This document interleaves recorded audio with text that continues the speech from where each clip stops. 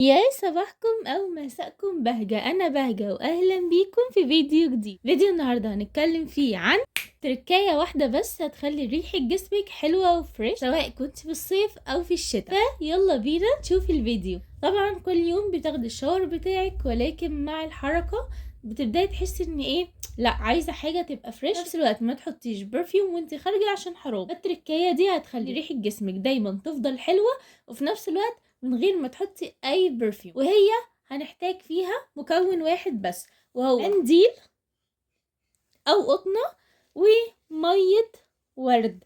ميه ورد من اي مكان، دي ميه ورد من ماي واي، تقدري تجيبي ميه ورد من ايفا، ميه ورد من الصيدليه، ميه ورد من العطار، اي ميه ورد. عايزه اقولك ان دي اصلا فيها عطر، فريحتها ورد حلوه، وفي نفس الوقت لما بتتحط على الجسم ما بتكونش ريحتها برفيوم وفواحه والناس كلها شماها، لا بالعكس بتبقى ريحتك حلوه وجميله بس للي يقرب منك.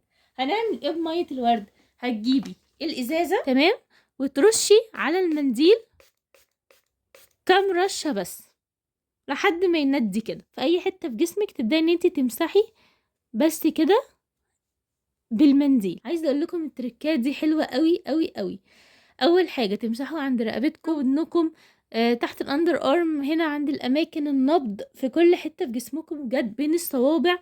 ابداوا ان انتوا تمسحوا، هتلاقوا ان جسمكم كله ريحته ورد، وفي نفس الوقت الريحه مش فواحه، ريحه حلوه وهاديه وجميله، وهتحسوا نفسكم ان انتوا فريش دايما. بجد اعتمدوا الطريقه دي وهتدعولي باذن الله. عايزه كمان اقول لكم انتوا لما تمسحوا بيها حوالين رقبتكم وورا ودنكم مهما كنتم مستحمين ونضاف، برضه هتلاقوا منديل بيطلع حاجات غريبه، وبجد هيخلي دايما جسمكم فريش.